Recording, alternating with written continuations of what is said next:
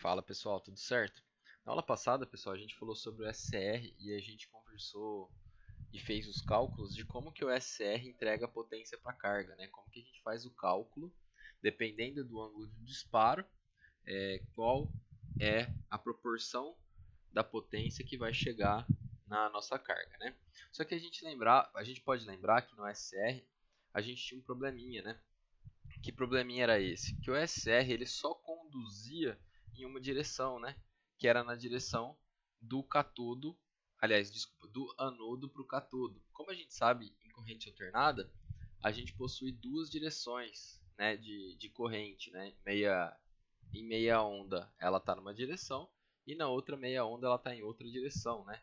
Então, se a gente tem uma corrente alternada, em certos momentos aqui vai estar positivo e aqui vai estar negativo, e em outros momentos aqui vai estar negativo e aqui vai estar positivo. Tá, beleza, mas o que isso interfere na minha vida, né? No SR, se a gente for lembrar, ele só conduzia nessa direção, certo? Quando a gente colocava nessa direção, a corrente alternada não ocorria. Mas agora a gente vai estar falando do triac. O que é o triac? O triac, se a gente for ver a tradução, é triodo para corrente alternada ou alternated current, tá?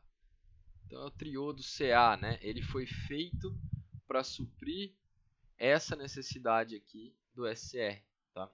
Então o triac, pessoal, ele só um momento aqui. O triac, pessoal, ele foi inventado literalmente para conseguir funcionar nos dois ciclos da senoide, tá? Nas duas ondas da senoide, tanto no semiciclo, na verdade, no semiciclo positivo, quanto no semiciclo negativo. Então, independente do disparo que a gente dê aqui, né? Se a gente coloca uma tensão positiva ou negativa aqui, ele consegue ser acionado, tá? Então, lembrando lá que a gente tinha o IGT, certo? Que era a nossa corrente de gatilho. E quando a gente dá esse disparo, o SR passa a conduzir. O triac é a mesma coisa, tá? Ele passa a conduzir se ele tiver positivo e negativo aqui, e passa a conduzir também se tiver ao contrário, né? Que nos casos de corrente alternada a gente vai encontrar essa situação.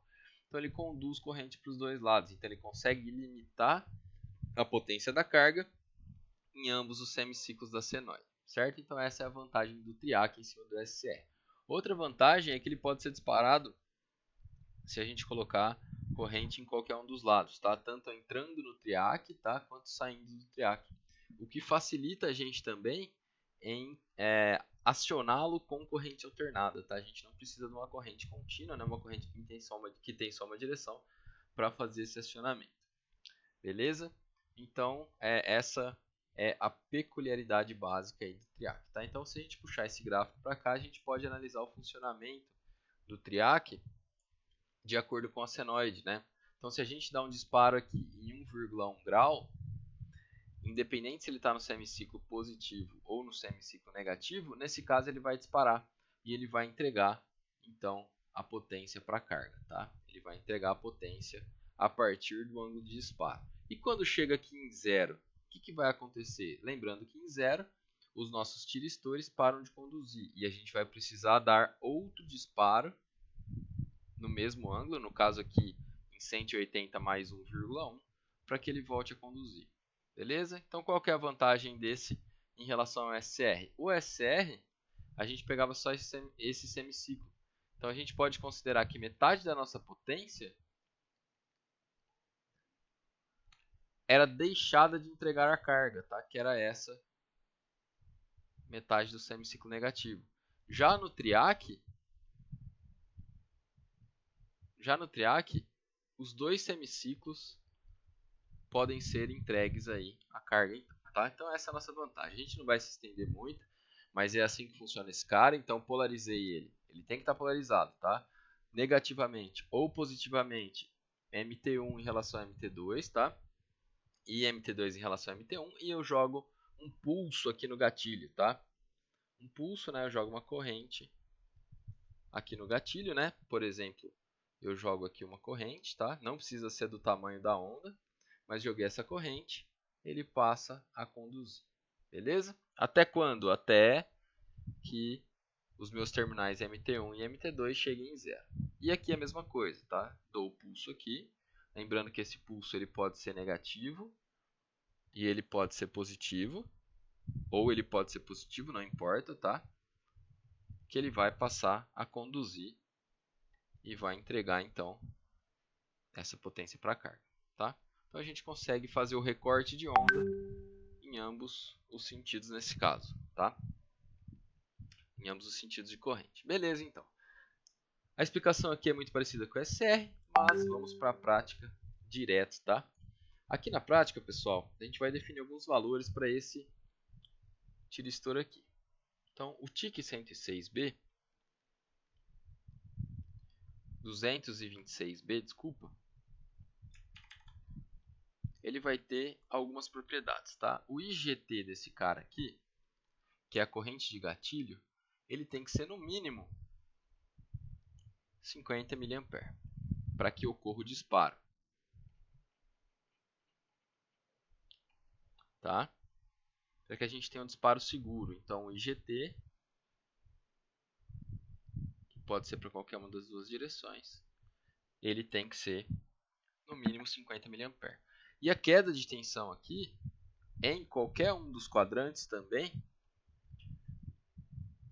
que vai ser a queda de tensão no nosso triac, a tensão que fica no triac, vai ser igual a 2 volts, tá? A gente vai ter mais camadas aqui de depressão, então a nossa queda de tensão vai ser maior. Então, considerando esses dois valores aqui, tá? A gente precisa encontrar, na verdade, essa tensão aqui, tá? Ó. Deixa eu ver se eu apago isso. Tá? Na verdade, é essa tensão aqui, ó, que eu quero saber, tá? Aqui. Desse ponto até esse ponto, tá? Na verdade, eu não quero saber, eu sei que ela é 2 volts, tá? Então, eu tenho que aqui é 2 volts e aqui eu tenho que meu mínimo é 50 mA, que é meu IGT. Sabendo isso, pessoal, mesma coisa, vou pedir para que vocês calculem R1 e R2 para 50 mA e uma queda de tensão de 2 volts. Então, vocês vão utilizar esse circuito aqui, tá? Essa malha aqui, na verdade, tá? Não precisa considerar esse cara aqui. E vocês vão achar para mim, então, com aquele mesmo cálculo que vocês fizeram, Rx, e aí a partir de Rx, R1 e R2. Beleza? Lembrando que esse cara aqui a gente pode considerar que ele vai aparecer quando a gente faz os cálculos para 2 graus. E esse cara aqui, ele vai aparecer quando a gente faz os nossos cálculos para 90 graus. Beleza?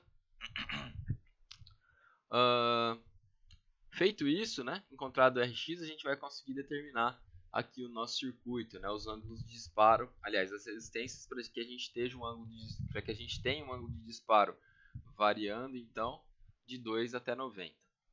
E depois então a gente vai fazer o cálculo da potência. Lembrando então que potência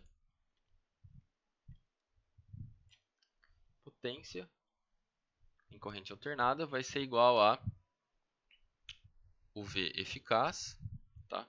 Daquele ângulo que a gente está encontrando, ao quadrado, dividido por RL, né? Que é o R da carga. Para encontrar esse V eficaz, a gente vai utilizar um cálculo um pouquinho diferente daquele cálculo que a gente já fez, tá? Então, o V eficaz vai ser igual a θ. Aliás, desculpa, o V eficaz de θ vai ser igual, então, à nossa corrente de pico, novamente, tá? Só que agora vai ser multiplicado pela raiz de meio, não é mais de 1/4, tá? Menos θ dividido por 2π, não é mais 4π, mais seno de 2θ dividido por 4π. Beleza? Feito isso, então, a gente vai conseguir encontrar para os nossos ângulos de disparo 2, eu vou querer 15 também, 45 e 90. Beleza? Pessoal, essa é a nossa última aula, tá? Eu e o professor Newton vamos passar um trabalhinho para vocês para finalizar, mas esse é o último exercício que eu vou passar para vocês, que vai ser então encontrar as potências, né, para o triac para esses ângulos aqui, beleza?